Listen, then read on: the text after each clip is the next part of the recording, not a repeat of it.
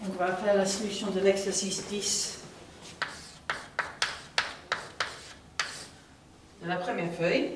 Donc, on va chercher des fonctions analytiques qui ont la propriété que f sur 1 sur n est égal à 1 sur n moins 1 pour tout n plus grand ou égal à 2.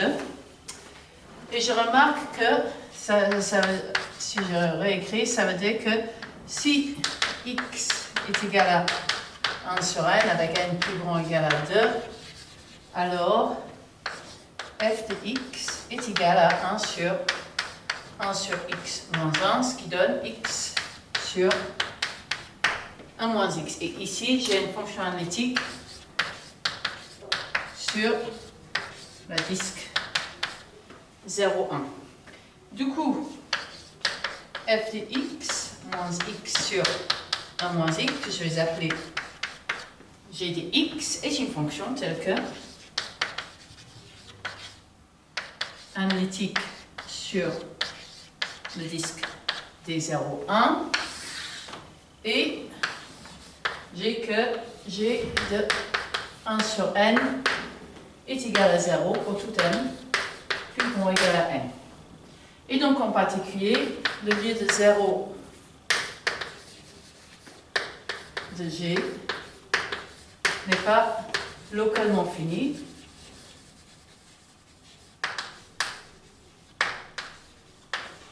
En 0, et donc g est identiquement 0 sur le disque unité qui est connexe. Et donc, je dois avoir que f de z est égal à z sur 1 moins x pour tout x dans le disque.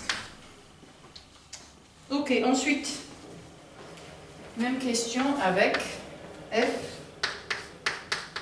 de 1 sur n est égal à L1 sur Ln de n pour tout n plus grand ou égal à 2. Et je vais vous proposer deux solutions de cet exercice.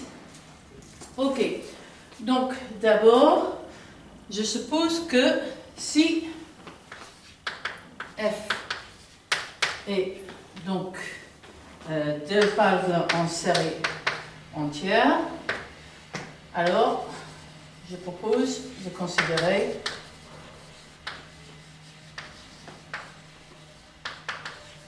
la fonction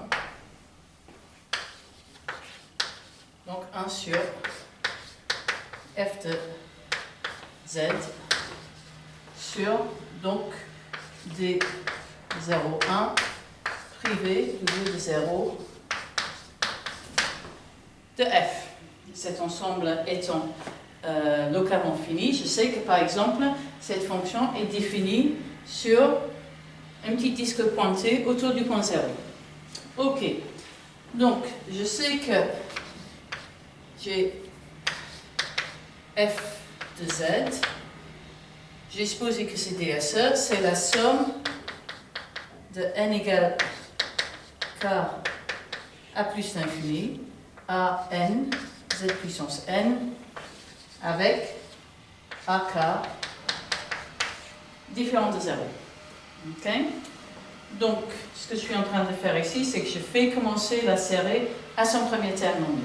Donc, je peux écrire f de z dans le format z puissance k, h de z, ou h de z, et la série, la série de développement de la série entière, obtenue de celui-là, en divisant par z puissance k, donc j'obtiens la somme de n égale 0 à plus l'infini de a n plus k, z puissance n.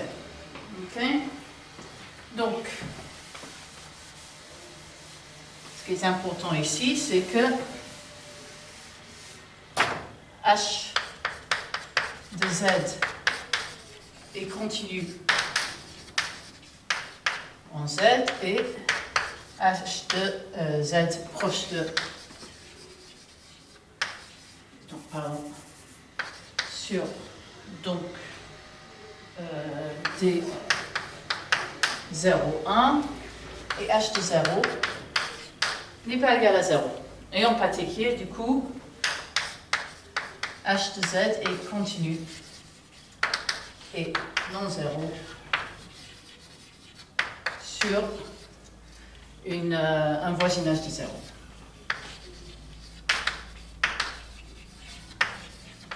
Du coup, si je regarde 1 sur f de z, ceci est z puissance moins k multiplié par g de z, où g de z égale à 1 sur h de z, et cette égalité vaut dans u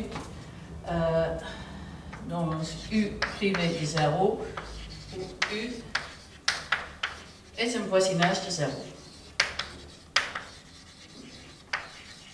Et en particulier, si je regarde le comportement de la taille de cette famille quand je m'approche de 0, j'obtiens que il existe une constante k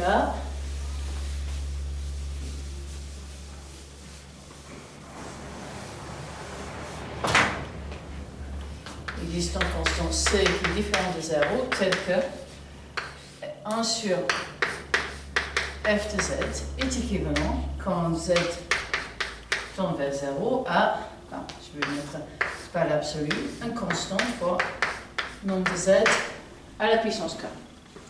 Et en particulier, ça veut dire que la suite, donc 1 sur f de 1 sur n valeur absolue, est équivalent quand n tend vers plus l'infini à c divisé par n puissance k. Or, on a supposé donc 1 sur f de 1 sur n qui est égal à moins ln de n, et ce n'est pas asymptotique quand n tend vers plus l'infini à c puissance n puissance k, donc ceci est impossible.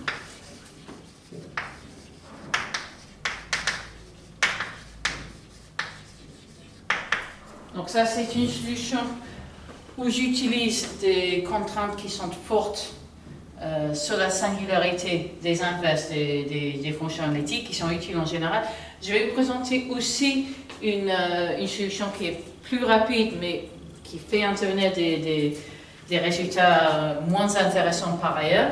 Donc, solution 2, si f est DSE, alors il est dérivable. Et s'il est en 0, et donc la limite, quand n tend vers plus l'infini, de f de 1 sur n moins f de 0, divisé par 1 sur n moins 0 existe. Okay. Or, cette quantité-là est égale à n sur ln de n qui diverge quand n tend vers plus l'infini vers plus l'infini, ce qui est une correction. Donc f n'est pas DSE. Pas dérivable en série entière. Ensuite, le dernier cas, c'est que je prends f de 1 sur x qui doit être égal à 1 sur n plus moins 1 puissance n. Et je vais pareillement faire deux solutions, un peu constructives en utilisant les propriétés des DSE, et l'autre qui va être plus astucieuse. Ok, donc je suppose que f de 1 sur n est DSE. Alors, la fonction, donc on va prendre donc 1 sur f de z, f de z moins 1 sur z, et de la forme dans un voisinage de 0 de, donc z puissance moins k g de z pour un certain, donc k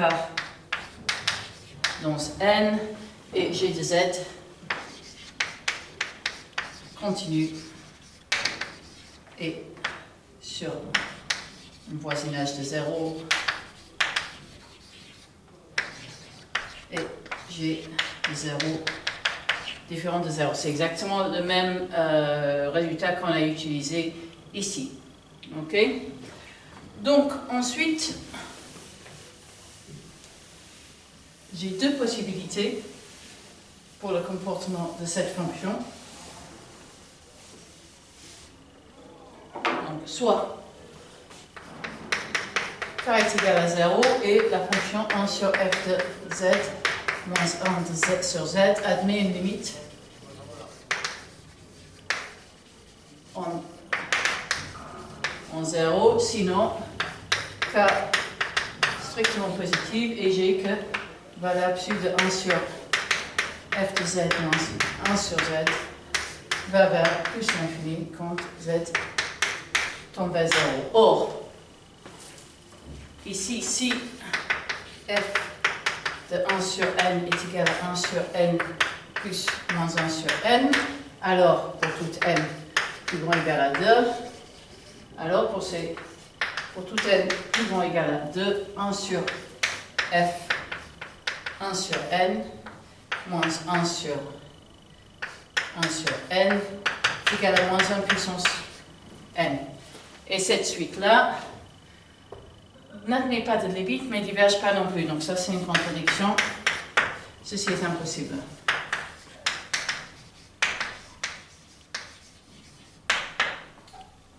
Ok. Sinon, je vais considérer les fonctions f g de z qui est égal à z sur 1 plus moins 1 puissance n fois moins 1 plus z et g de z égale z sur g1 et g2 1 moins z. Donc j'ai que f de z moins g1 de z égale 0 pour toute z qui est égale à 1 sur 2n et f de z moins g de z est égal à 0 pour toute z de la forme 1 sur 2n plus 1. Et je note que, par le principe des zéros isolés, ça implique que f est égal à ces deux fonctions. Par le principe des zéros isolés, f est égal à g1 et f est égal à g2, ce qui est impossible.